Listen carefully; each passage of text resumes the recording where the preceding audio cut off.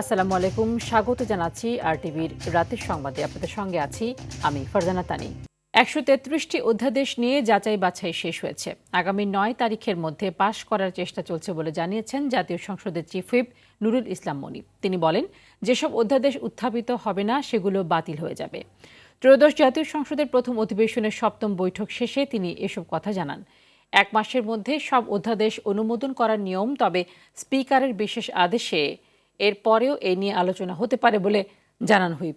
বলেন, জুলাই সনদ বাস্তবায়নে সরকার অটল, বিষয়টি আইন ও সংবিধান সিদ্ধ করতেই মুলতবি প্রস্তাব আনা হয়েছে। রোববার মুলতবি প্রস্তাবে আবার সনদ বাস্তবায়নের পথ নিয়ে আলোচনা করার কথাও জানিয়েছেন তিনি। আর রংপুর 4-এর বিরোধী দলীয় সংসদ সদস্য আক্তার হোসেন বলেন, সুকৌশলে সরকার 16টি অধ্যাদেশ যাচাই বাছাইয়ের নামে সংসদে উত্থাপন না করে জাতির সঙ্গে প্রতারণা করছে। অগণতান্ত্রিক উপায়ে কি করে দেশ পরিচালনা করা যায় সেই চেষ্টা করছে তারা। সেটা কোনো সংবিধানের কোথাও নাই। সেই অর্ডারটার ব্যাপারেই আমাদের বক্তব্য। We are very much in favour of July সনদ, এবং সেটা আমরাই আমাদের হাত দিয়ে বাস্তবায়ন হবে, এই সরকারই তা বাস্তবায়ন করবে। তার জন্য আমরা একটা মুলতবি প্রস্তাব নিয়ে এসেছি। সেই প্রস্তাবটি আগামী রোববারে এই সংসদে আলোচনা হবে। গুম, বিচারপতি নিয়োগ, সুপ্রিম কোর্টে আলাদা সচিবালয়, দুর্নীতি দমন কমিশন, মানবাধিকার কমিশন, পুলিশ এবং অন্যান্য যত জনগুরুত্বপূর্ণ বিষয় রয়েছে সেই বিষয়ে যে অধ্যাদেশগুলো আছে সেই অধ্যাদেশগুলোকে যেন এবারের সংসদে উত্থাপন করা হয় এবং সেগুলোকে গ্রহণ করা হয়। জাতীয় সংসদে উত্তপ্ত বাক্য বিনিময় হয়েছে বিরোধী দলীয় নেতা ডাক্তার শফিকুর রহমান এবং স্বরাষ্ট্রমন্ত্রী সালাউদ্দিন আহমদের মধ্যে।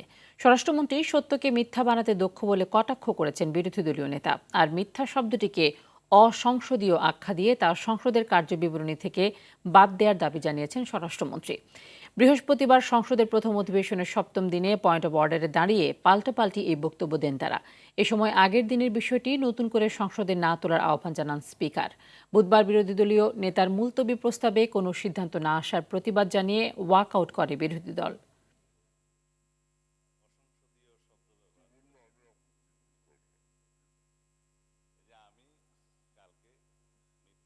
তিনি বলেছেন যে আমি একটি অসত্য কথা এখানে বলে গেছি। আল্লাহ তাআলা তাকে অপূর্ব দক্ষতা দিয়েছেন।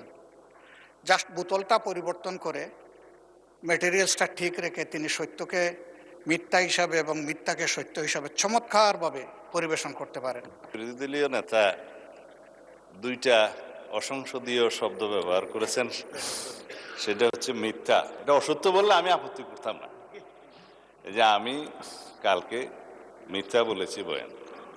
তো এইটা মিথ্যা শব্দটা অসংসদীয় হিসেবে এটা এক্সপান্স করার জন্য আমি অনুরোধ জানাচ্ছি। জাতীয় সংসদ সহ বিভিন্ন জায়গায় একটি গোষ্ঠী নিজেদের মতো চাপিয়ে দেওয়ার চেষ্টা চালাচ্ছে বলে অভিযোগ করেছেন প্রধানমন্ত্রীর রাজনৈতিক উপদেষ্টা ও বিএনপির সিনিয়র যুগ্ম মহাসচিব রুহুল কবির রিজভী। দুপুরে নর্থ সাউথ বিশ্ববিদ্যালয়ে মহান স্বাধীনতা জাতীয় দিবস উপলক্ষে আয়োজিত আলোচনা সভায় তিনি এই অভিযোগ করেন। তিনি বলেন, সুশাসন নিশ্চিতে নিরপেক্ষ প্রশাসনের বিকল্প নেই। নিজেদের মধ্যে ঐক্য থাকলে আধিপত্যবাদী শক্তি আমাদের গ্রাস করতে পারবে না বলেও মন্তব্য করেন তিনি। রয়েছেন এই বিশ্ববিদ্যালয়ের নিরপেক্ষ প্রশাসন ছাড়া আপনি সুশাসন কখনোই নিশ্চিত করা যাবে না। এখানে এত রক্ত, এত মাসুম বাচ্চাদের জীবনের মধ্যে দিয়ে আমাদের পাওয়া যে গণতান্ত্রিক পদ্ধতি, এই পদ্ধতি যেন কোনোভাবেই বিনষ্ট না। আমি যেটা করতে চাই, আমি যেটা বলতে চাই, এটাই করতে হবে। এটাও কিন্তু গণতান্ত্রিক কোনো চিন্তা চেতনা না। এটাও কিন্তু আপনার মানুষের স্বাধীনতার উপর আক্রমণ। এটাও কিন্তু স্বাধীনতা বিরোধী একটি কাজ। এটা করা উচিত হবে না। আজকে পার্লামেন্টে বা বিভিন্ন জায়গায় যেটা দেখছি। ইরান যুদ্ধের অস্থিরতার মধ্যেও রান্নার ব্যবহৃত তরলীকৃত পেট্রোলিয়াম গ্যাস এলপিজির দাম প্রতি কেজিতে ৩২ টাকা ৩০ পয়সা বাড়ানো হয়েছে। ১২ কেজির এলপিজি সিলিন্ডারের দাম ১,৩৪১ টাকা থেকে বাড়িয়ে ১,৭২৮ টাকা নির্ধারণ করা হয়েছে। বাংলাদেশ এনার্জি রেগুলেটরি কমিশন বিইআরসির আদেশে এপ্রিল মাসের জন্য এই দর ঠিক করা হয়েছে। সংস্থাটি প্রতি মাসে এলপিজির দাম নির্ধারণ করে, তবে বাজারে নির্ধারিত দামের চেয়ে বেশি দামে এলপিজি বিক্রি হচ্ছে বলে অভিযোগ রয়েছে গ্রাহকদের। অন্যদিকে গাড়িতে ব্যবহৃত অটো গ্যাসের দাম ৬১ টাকা ৮৩ পয়সা থেকে প্রতি লিটার ৭৯ টাকা ৭৭ পয়সা ঠিক করেছে বিইআরসি। বিইআরসি কার্যালয়ে সংবাদ সম্মেলনে দাম বাড়ার ব্যাখ্যা দেন সংস্থার চেয়ারম্যান জালাল আহমেদ।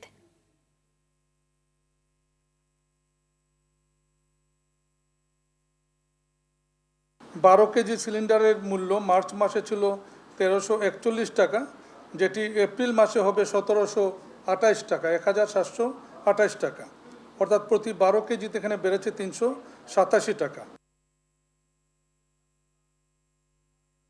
দেশে জ্বালানি তেলের কোনো ঘাটতি নেই, মানুষ আতঙ্কিত হয়ে বাড়তি কেনার কারণে পাম্পে দীর্ঘ লাইনের সৃষ্টি হচ্ছে বলে দাবি করেন জ্বালানি মন্ত্রী ইকবাল হাসান মাহমুদ। বিকেলে জাতীয় সংসদে প্রশ্নোত্তরে তিনি এই দাবি করেন। মন্ত্রী অভিযোগ করেন, গত 17 বছর নতুন কূপ খনন না হওয়ায় গ্যাস উৎপাদনও বাড়েনি। প্রধানমন্ত্রীর নির্দেশে দ্রুত সময়ে তা বাড়ানোর পরিকল্পনা নেওয়া হয়েছে। সর্দার রাজীবের রিপোর্টে বিস্তারিত।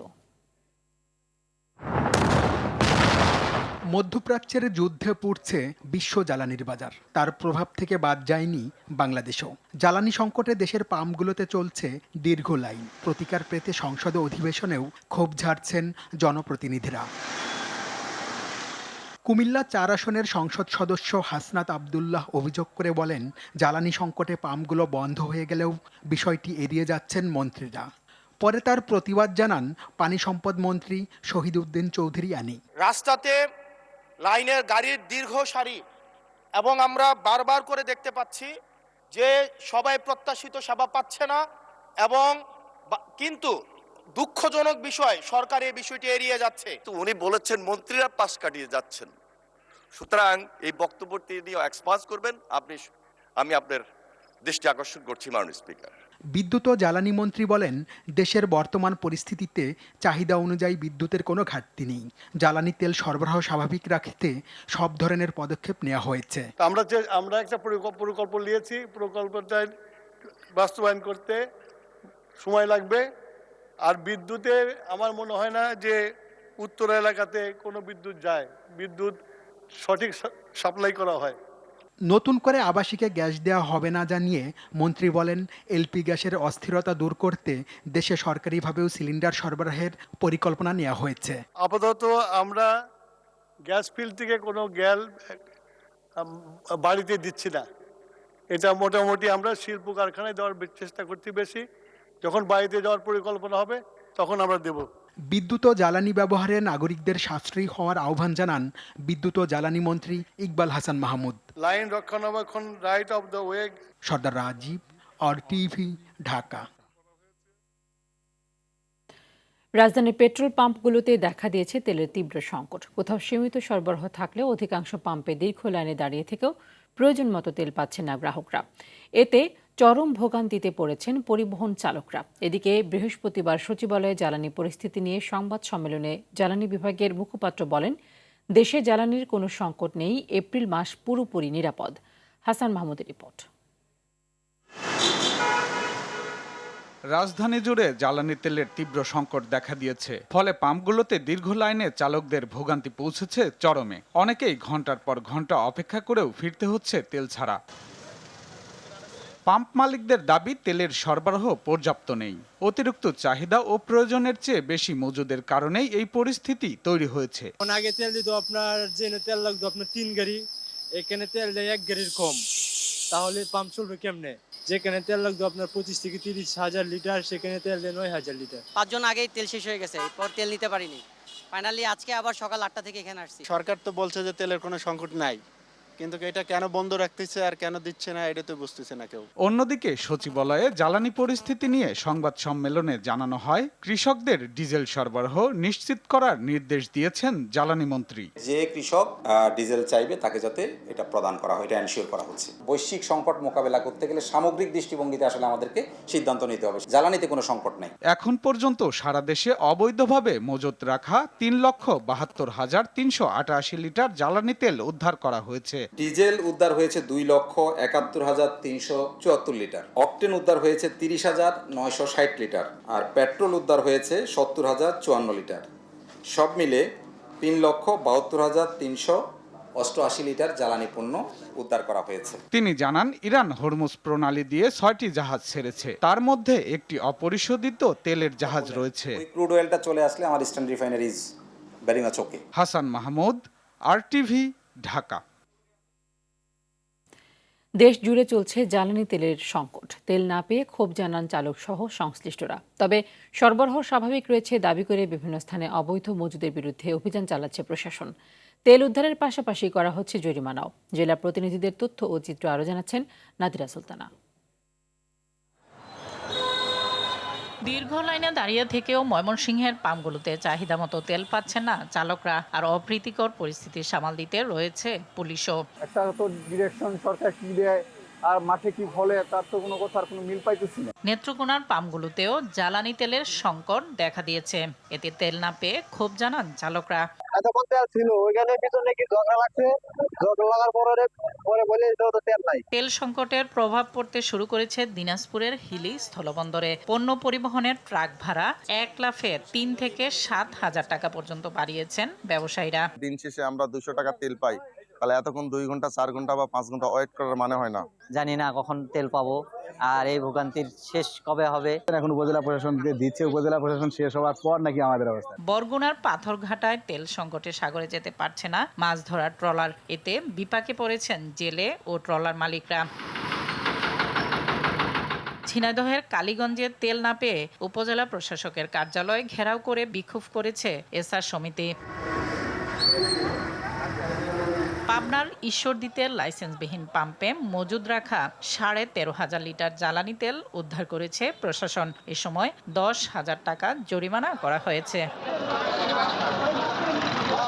পটুয়াখালীর কলাপাড়ায় নোঙর করা ট্রলার থেকে 3,200 লিটার ডিজেল ও 3,000 লিটার পেট্রোল জব্দ করেছে পুলিশ। এ সময় 20,000 টাকা জরিমানা করা হয়েছে। 15 ব্যারেল পেট্রোল এবং 16 ব্যারেল ডিজেল রয়েছে। তাদেরকে আমরা জরিমানার আওতায় নিয়ে এসেছি। তাদেরকে 20,000 টাকা জরিমানা করেছি, অনাদায়ে 1 মাস বিনাশ্রম কারাদণ্ড প্রদান করেছি। সিরাজগঞ্জের উল্লাপাড়া ও রায়গঞ্জে পুলিশের আলাদা অভিযানে 2100 লিটার ডিজেল জব্দ করা হয়। আমাদের এখানে যেটা ওনাকে পেলাম যে ওনার বৈধ কাগজপত্র ছাড়াই উনি এখানে ব্যবসা করছেন, সেক্ষেত্রে আমরা আইন অনুযায়ী ওনাকে 10,000 টাকা অর্থদণ্ড এবং অনাদায়ে 2 দিনের বিনাশ্রম কারাদণ্ড দিয়েছি। এদিকে 14 ঘন্টা পর সিলেটে অনির্দিষ্টকালের ধর্মঘট প্রত্যাহার করা হয়েছে। প্রশাসনের সঙ্গে বৈঠকের পর এই ঘোষণা দেয় পাম্প মালিক অ্যাসোসিয়েশন। নাদিরা সুলতানা, RTV। হঠাৎ বজ্রপাতের মতো আসা হাম নিয়ে সরকারের কোনো পূর্ব প্রস্তুতি ছিল না বলে জানিয়েছেন স্বাস্থ্যমন্ত্রী সর্দার সাখাওয়াত হোসেন বকুল। বলেন, ইউনিসেফ থেকে আসা টিকা দিয়ে রোববার থেকে হামের ভ্যাকসিনেশন শুরু হবে। এদিকে সারা দেশের মতো রাজধানীতেও বাড়ছে হামের প্রাদুর্ভাব। এজন্য স্কুল বন্ধের নির্দেশনা চেয়ে হাইকোর্টে রিট করা হয়েছে। আরও জানাচ্ছেন এয়ার বাদল। হামের প্রকোপ বাড়ায় রাজধানীর ডিএনসিসি ডেডিকেটেড কোভিড হাসপাতাল, বাংলাদেশ শিশু হাসপাতাল ও সংক্রামক ব্যাধি হাসপাতালে একদিনে 2 শতাধিক রোগী ভর্তি হয়। স্বাস্থ্য অধিদপ্তরের তথ্য মতে গত 5 দিনে দেশে হামে আক্রান্ত হয়েছে 678 জন। তবে হাসপাতালগুলোর তথ্য অনুযায়ী এই সংখ্যা কয়েক গুণ বেশি। চিকিৎসকরা জানিয়েছেন, আক্রান্ত শিশুদের 1/3 সংকটাপন্ন। ভর্তি হয়েছি 31 তারিখে, দেখা সাক্ষাৎ করতেছে মোটামুটি ভালোই। ওনারা বলছেন যে 2 দিন শনিবারে দেন ভালো, তাহলে ছুটি দিয়ে দিবেন। ঠান্ডা কাশি আছে এবং শ্বাসকষ্টের জন্য এখানে নিয়ে আসছে। চিকিৎসা সিমটোমেটিক, ভাইরাল ইনফেকশন এটা সিমটোমেটিক চিকিৎসা, ঠিক আছে। তবে যদি নিউমোনিয়া মানে একটু হয়, সিভিয়ার পর্যায়ে চলে যায়, সেক্ষেত্রে ভর্তি।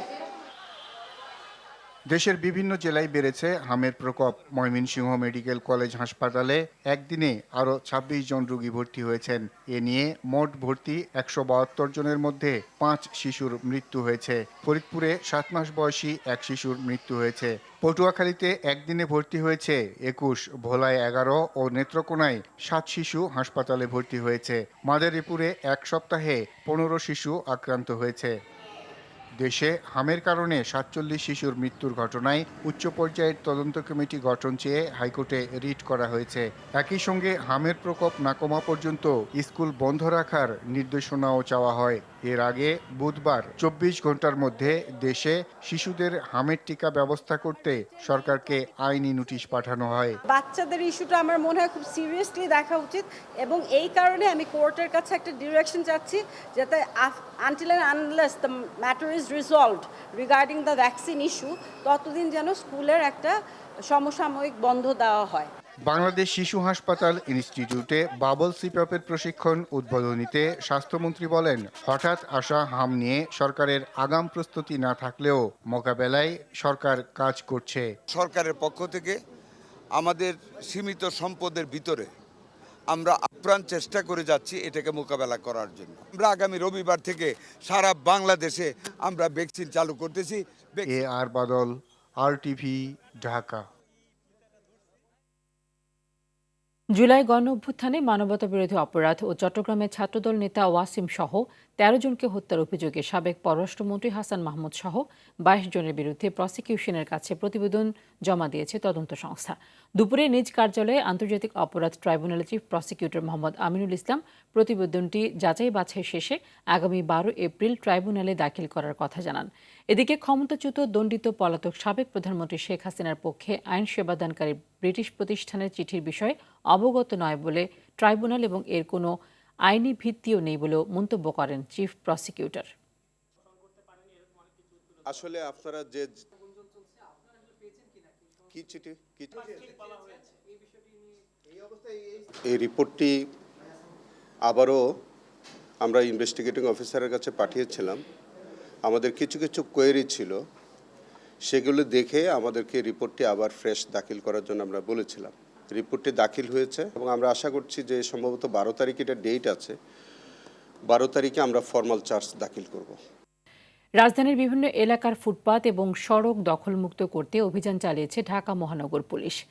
সকাল থেকে ঢাকা মেডিকেল কলেজ, মতিঝিল, মোহাম্মদপুর, সবুজবাগ সহ বিভিন্ন এলাকায় এই অভিযান চালানো হয়। মেট্রোপলিটন ম্যাজিস্ট্রেটের নেতৃত্বে অভিযানে দোকানপাটের বেশ কিছু অবৈধ বর্ধিতাংশ অপসারণ করা হয়। এ সময় বিভিন্ন প্রতিষ্ঠানকে জরিমানা ও বিভিন্ন মেয়াদে কারাদণ্ড দেওয়া হয়। শুধুমাত্র ডিএমপির মতিঝিল অংশে বিভিন্ন প্রতিষ্ঠানকে ১ লাখ টাকা জরিমানা করা হয়। অভিযানে সাংবাদিকদের সঙ্গে অসৌজন্যমূলক আচরণ ও সরকারি কাজে বাধা দেয় ২ জনকে সাজা দেন মেট্রোপলিটন ম্যাজিস্ট্রেট আদালত।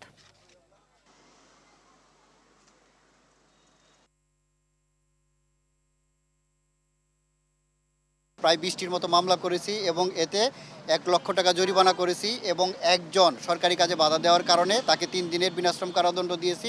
অভিযান চলাকালীন একজন চোরকে ধরেছি এবং তাকেও আমরা ২ মাসের বিনাশ্রম কারাদণ্ড দিয়েছি।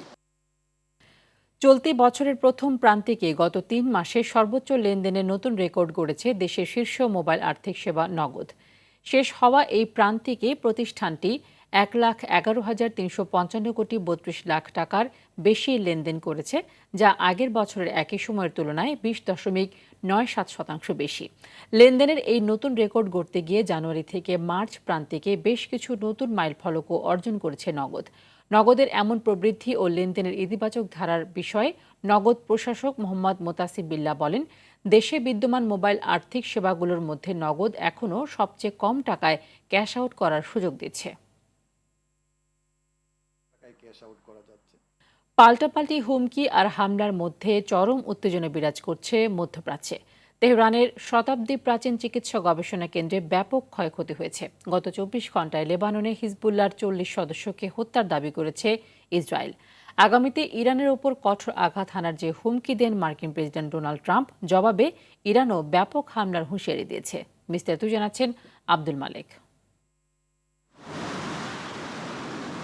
টানা পঞ্চম সপ্তাহে গড়িয়েছে মধ্যপ্রাচ্যের সংঘাত। তবে সংঘাত থামার বিপরীতে হামলা ও হুঁশিয়ারি অব্যাহত রেখেছে উভয় পক্ষ। যুক্তরাষ্ট্র ও ইসরায়েল তুচ্ছ লক্ষ্যবস্তুতে হামলা চালাচ্ছে উল্লেখ করে ধ্বংসাত্মক হামলার হুঁশিয়ারি দিয়েছে ইরানের সামরিক বাহিনীর এক মুখপাত্র। এর ঠিক কয়েক ঘন্টা আগেই যুক্তরাষ্ট্রের প্রেসিডেন্ট ডোনাল্ড ট্রাম্প আগামী ২ থেকে ৩ সপ্তাহে ইরানের ওপর অত্যন্ত কঠোর আঘাত হানার হুঁশিয়ারি দেন। এদিনও ইরানের রাজধানী তেহরান, ইস্পাহান সহ বেশ কয়েকটি শহরে হামলা করেছে ইসরায়েল ও যুক্তরাষ্ট্র। তেহরানের ১৯২০ সালে চালু হওয়া শতাব্দী প্রাচীন চিকিৎসা গবেষণা কেন্দ্র পাস্তুর ইনস্টিটিউট অব ইরানে ব্যাপক ক্ষয়ক্ষতি হয়েছে। ২৪ ঘণ্টায় হিজবুল্লাহরও কয়েক ডজন সামরিক ঘাঁটি ও অবকাঠামো লক্ষ্য করে বিমান হামলা চালিয়েছে ইসরায়েল। এ সময় তাদের আকাশ, সমুদ্র, স্থল অভিযানে ৪০ জনের বেশি হিজবুল্লাহ যোদ্ধাকে হত্যা করার দাবি করেছে ইসরায়েলি সামরিক বাহিনী। উত্তর ইরাকের মসুলে পিএমএফ এর একটি সদর দপ্তরেও বিমান হামলা হয়েছে। তবে পাল্টা জবাব দিচ্ছে ইরান ও তার মিত্ররাও। ইসরায়েলের কাউজার অঞ্চলে মিসাইল ও মেতুলা বসতির দিকে দ্বিতীয় দফায় রকেট হামলার দাবি করেছে হিজবুল্লাহ। এদিকে উপসাগরীয় অঞ্চলে মার্কিন সংশ্লিষ্ট ইস্পাত কারখানাগুলোতে হামলা চালানোর দাবি করেছে ইরানের Islamic revolutionary guard corps IRGC। এই হামলাগুলো একটি সতর্কবার্তা হিসেবে উল্লেখ করেছে তারা। ইরানি শিল্প খাতে আবারও হামলা ঘটলে এ অঞ্চলে যুক্তরাষ্ট্রের শিল্প খাতগুলো গুড়িয়ে দেওয়ার হুঁশিয়ারি দিয়েছে IRGC। এদিকে ইরানের অবরোধে হরমুজ প্রণালীতে আটকা পড়েছে ২১৯০টি বাণিজ্যিক জাহাজ। চলমান সংঘাতে এরই মধ্যে আন্তর্জাতিক বাজারে ব্রেন্ট ক্রুড অয়েলের দাম পৌঁছেছে $106। আব্দুল মালেক, RTV। পূর্ব আফ্রিকার দেশ বুরুন্ডির একটি গোলাবারুদ ডিপোতে ভয়াবহ বিস্ফোরণে কমপক্ষে ১৩ বেসামরিক নিহত হয়েছে। এ ঘটনায় আহত হয়েছে আরও অন্তত ৫৭ জন। দেশটির সেনাবাহিনী জানিয়েছে বুজুম্বুরার মুসাগায় অবস্থিত ওই গোলাবারুদের গুদামে বৈদ্যুতিক শর্ট সার্কিট থেকে অগ্নিকাণ্ডের সূত্রপাত হয়। বিস্ফোরণের তীব্রতায় ক্ষতিগ্রস্ত হয় আশপাশের বহু ঘরবাড়ি ও যানবাহন। ঘন বসতিপূর্ণ এলাকায় অবস্থিত ওই ঘাঁটিতে পানির স্বল্পতা থাকায় উদ্ধার কাজও ব্যাহত হয়। এই ঘটনায় শোক প্রকাশ করেছেন প্রেসিডেন্ট এভারেস্ট এনদাইশিমিয়ে। অন্যদিকে সাধারণ মানুষকে অবিস্ফোরিত গোলাবারুদ স্পর্শ না করে দ্রুত রিপোর্ট করার আহ্বান জানিয়েছে কর্তৃপক্ষ। এবারে খেলার খবর। সাফ অনূর্ধ্ব ২০ ফুটবল চ্যাম্পিয়নশিপের হাই ভোল্টেজ ফাইনালে শুক্রবার ভারতের মুখোমুখি হবে বাংলাদেশ। গ্রুপ পর্বে দুই দলে অমীমাংসিত লড়াইয়ের পর ফাইনাল ঘিরে উত্তেজনার পারদ তুঙ্গে। দুদলই জয়ের আশা করলেও টানা দ্বিতীয়বারের মতো শিরোপা উল্লাস করতে প্রস্তুত বর্তমান চ্যাম্পিয়নরা। মালদ্বীপের মালে ন্যাশনাল স্টেডিয়ামে ম্যাচ শুরু বাংলাদেশ সময় রাত ৮টায়। বিস্তারিত মুমসাদ দিনুরির রিপোর্টে।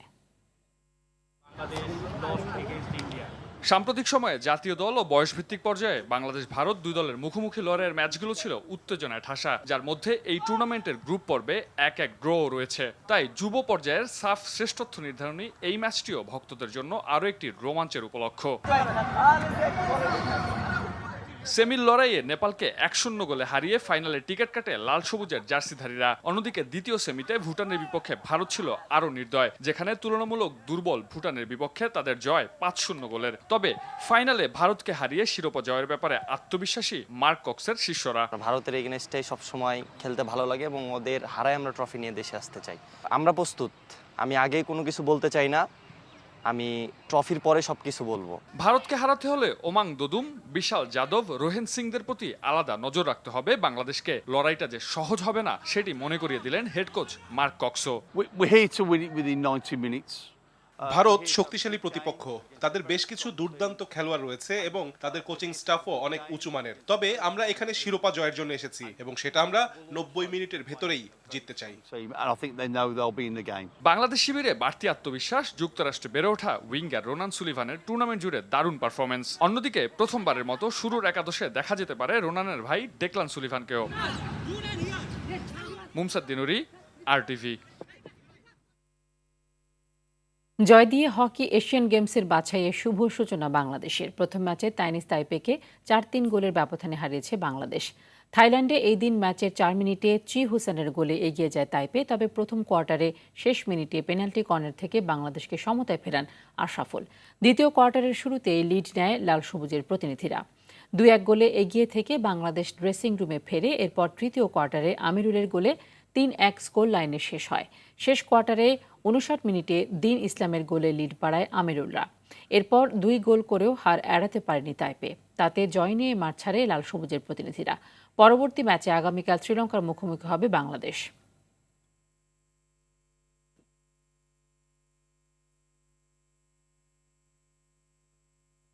চলতি বছরে বাংলাদেশ ক্রিকেটের ব্যস্ত সূচিকে সামনে রেখে লম্বা ফিটনেস ক্যাম্প করালেও ক্রিকেটারদের ওভার ট্রেনিং বা ইনজুরির ঝুঁকি নিয়েও সতর্ক টিম ম্যানেজমেন্ট। বৃহস্পতিবার টাইগারদের ক্যাম্প চলাকালীন এমনটা জানান বিসিবির ফিটনেস ট্রেনার ইয়াকুব ডালিম। নিউজিল্যান্ড সিরিজ শুরুর আগে লম্বা সময় হাতে থাকায় এই ফিটনেস ক্যাম্পের আয়োজন করে বিসিবি। ৩ সংস্করণের ৩৭ জন ক্রিকেটারকে নিয়ে করা বিশেষ এই ক্যাম্পে এখনও পর্যন্ত ব্যাট বলের অনুশীলন দেখা যায়নি। ডালিম আরও জানান, ব্যাটারদের ফিটনেসের দিকে তারা জোর দিচ্ছেন যাতে রানিং বিটুইন দ্য উইকেটে কম সময়ে বেশি দূরত্ব অতিক্রান্ত করতে পারেন ব্যাটাররা।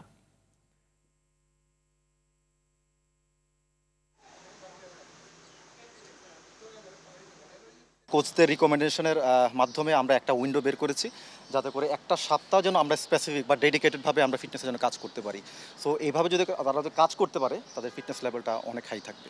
আমি এবং আমার কলিগ ইফতি দুজনেই আমরা দুজনের সমন্বয়ে এই ফিটনেস আমরা রান করছি এবং স্ট্রেংথ, রানিং, ফ্লেক্সিবিলিটি, রিহ্যাব সব কিছুই আমরা এই সেশনে রাখছি। এতে করে আমি বিশ্বাস যে তারা ফিটনেস লেভেল অনেক হাই। রাতের সংবাদ এ পর্যন্তই। মধ্যরাতের সংবাদ ১টায় দেখার আমন্ত্রণ রইল। ধন্যবাদ সবাইকে।